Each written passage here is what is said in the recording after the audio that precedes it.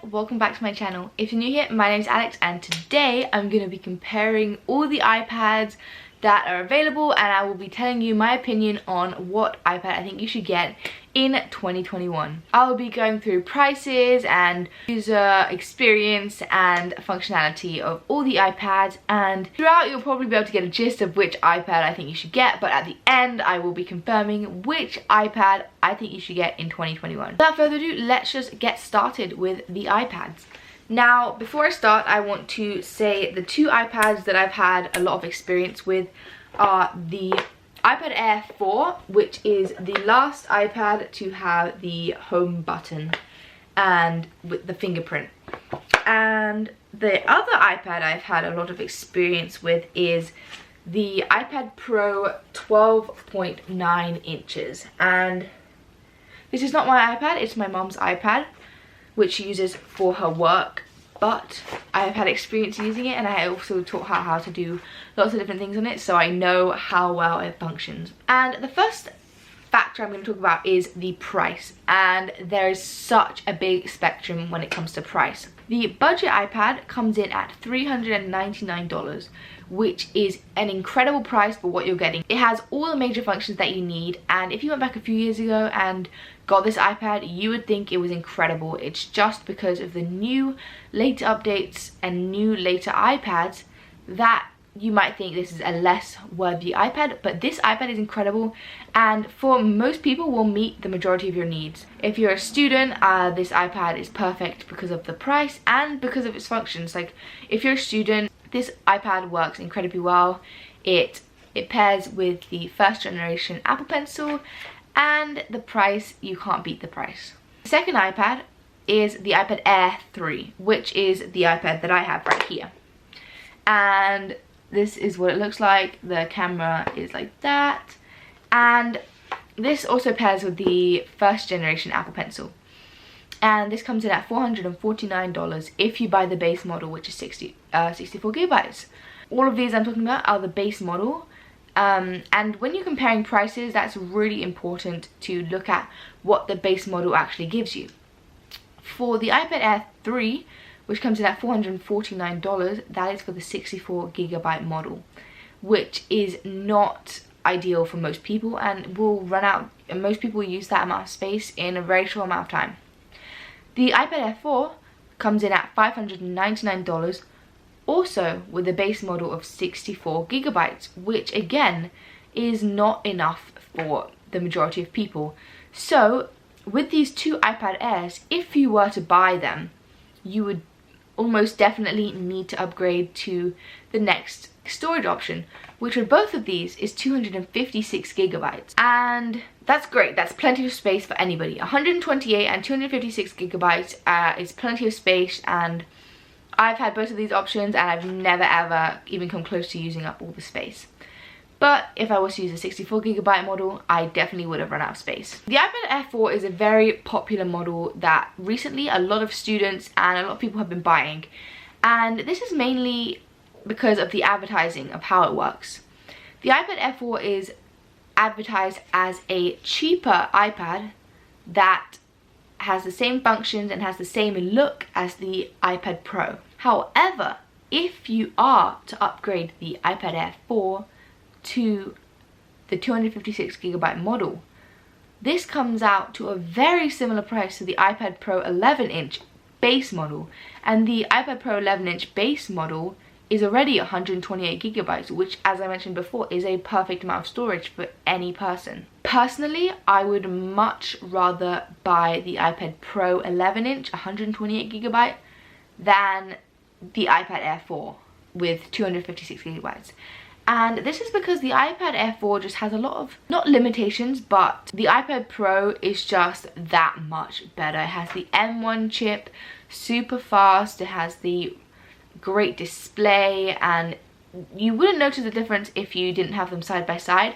But seeing as they cost the same amount of money, I think it's much more worth your money to buy the iPad Pro 11-inch if you were in that price range. Of course, there's a lot of people like students or people who may not have as much money who would not be looking to spend around $800, they'd be looking to spend around the $500 mark, and in that case the iPad Air 3 or the budget Air iPad would be best for that. Going back to the budget iPad and the iPad Air, comparing those two, the major difference is the iPad Air 3 is slightly faster and slightly more smooth to use, and also is slightly bigger screen, and these are the two main reasons why I chose the iPad Air 3 over the budget iPad. You know, for most people, even students, if you have that little extra bit of money, I would recommend getting the iPad Air 3 over the budget iPad.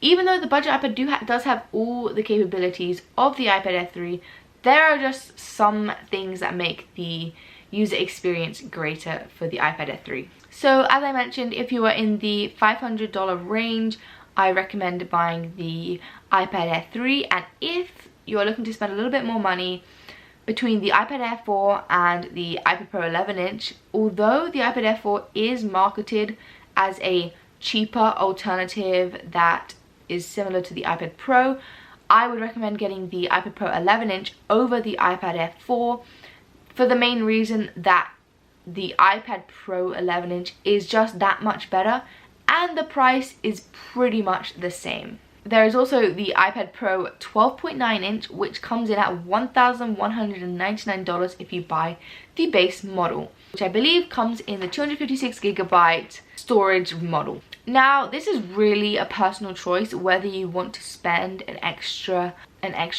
almost $400 on the iPad Pro 12.9-inch. If you are going to use the iPad as a computer replacement, so let's say you do not have a other computer that you use as a computer, the iPad Pro 12.9-inch will be the best replacement for a computer, as the 11-inch is just not big enough really to act as a computer, whereas the 12.9-inch is basically the same size as my 13-inch MacBook Pro. However, if you already have another computer, whether it's a MacBook Pro or whatever it may be, there's no need to have both a 12.9-inch iPad that's going to act as a computer and a MacBook Pro or a computer that is your main functioning computer. This is really personal preference when it comes to buying which size you want to buy, and if you have that extra bit of money to splurge, even if you are easily capable of buying the 12.9-inch, I think you need to carefully consider whether that's actually what you want to do, because of course with the bigger size the iPad comes with more weight and it also takes up more space, so if you're carrying it around all the time it may become inconvenient or frustrating to hold. Now, the iPad Pro 11-inch is roughly this size. This is the 10.9-inch iPad Air, so it's roughly this size if you include the case. The iPad Pro 12.9-inch is this size, so there is a relatively large difference between the two. And other than size, the other factor is the 12.9-inch is slightly more advanced. However, if you do not have both, I stress this highly, if you do not have both, you will not see the difference. You will not be able to tell the difference. I've seen both of them up close and tried to test whether I could see a difference, and it was very, very difficult. And you know, unless you're doing something really intense, you will not be able to tell the difference between the two iPads other than the size. So the size is the major component. One other thing I would really like to talk about is when deciding between getting an iPad Air 3, so in the $500 range, or an iPad Pro 11-inch in the $800 range. So one major reason why I believe that this upgrade from the $500 range to the $800 range is necessary for some people, or should at least be a consideration for some people, is the Apple Pencil that comes with it. Because the iPad Air 3 and the budget iPad are only compatible with the first generation Apple Pencil. This may not be an issue for some people, like if you're a student or if you just if you use the Apple Pencil casually, but for some people, you know, using this Apple Pencil over the second generation Apple Pencil is quite a big difference. So especially for artists or even for students, you know, who take notes all the time, it can be rather frustrating to have the first generation, as it is much heavier, it's less pencil-like, and it's less easy to control, whereas the second generation Apple Pencil is much thinner and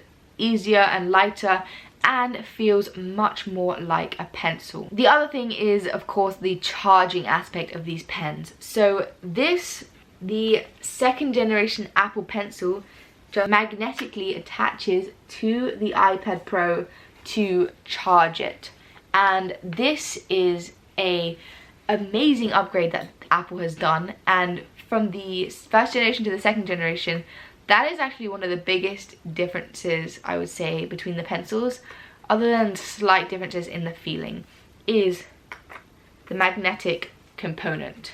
When trying to charge the Apple Pencil, you need to take off the cap on the top and make sure you don't lose the cap, which I did, which is why I have this case on it. And then you have to stick it in the end of your iPad, so it sticks out like that, and then it charges, which is rather inconvenient. If you know, hit this accidentally, you could end up bending the end of the charger thing and you would no longer be able to charge the pencil. And also, it's much easier to lose this pencil.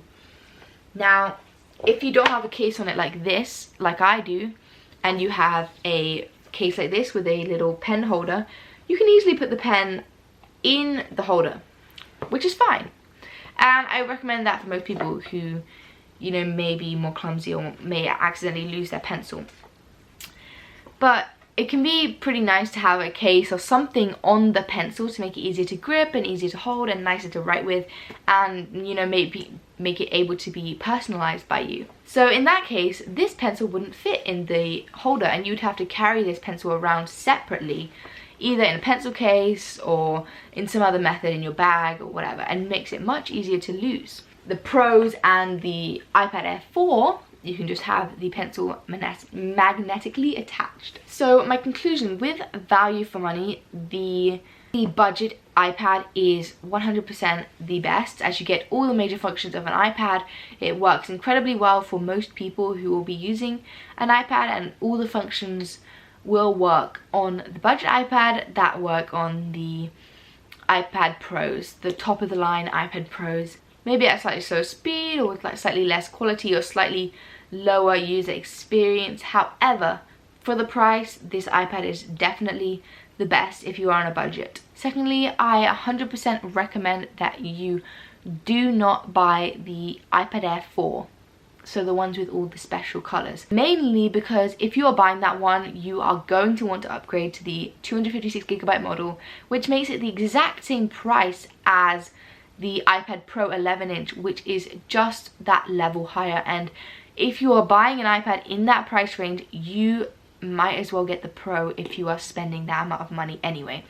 Not only will it be a better experience, but it will also last longer, which is really important, and in the long run may even save you money. Thirdly, between the iPad Pro 11-inch and the iPad Pro 12.9-inch, that is 100% a personal decision, and if you have that extra money to spend, you need to think carefully about which one would work best for you. I personally have been using the iPad Air 3 for almost 2 years now, and it has served me so well. I don't see any downfalls to this iPad other than the Apple Pencil. And you know, using this iPad to take notes, to watch TV, to play games, to sometimes like edit pictures and thumbnails, this iPad is 100% capable of doing all of those things, and it works really fast. I don't experience any significant like delays or lagging or anything like that, unless it's held completely side by side with this iPad Pro.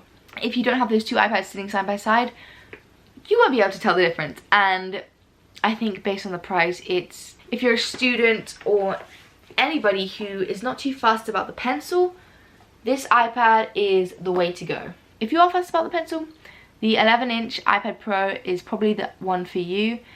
And you know, if you're looking for a computer replacement, the 12.9-inch may be the way to go, because that is probably a good value for a computer, and if you are spending money as a computer replacement, that is probably the way to go.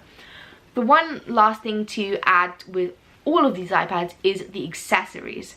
Now, the Apple Pencil 2nd generation is slightly more expensive than the 1st generation. However, if you are buying an iPad, I believe that you probably have the money to splurge a tiny bit extra, you know, pay the difference between the 2nd generation and the 1st generation. Another accessory that can come with all these iPads is the keyboard. So the budget iPad and the iPad Air 3 both come with the Folio keyboard, which is perfectly good. Does not have the trackpad, but it does come with does have a keyboard which is purchased separately, so that's an extra $100 or so. The iPad Pros and the iPad Airs do not come with, but you need to purchase separately, the smart keyboard, which looks like this, and this really makes the iPads computer-like.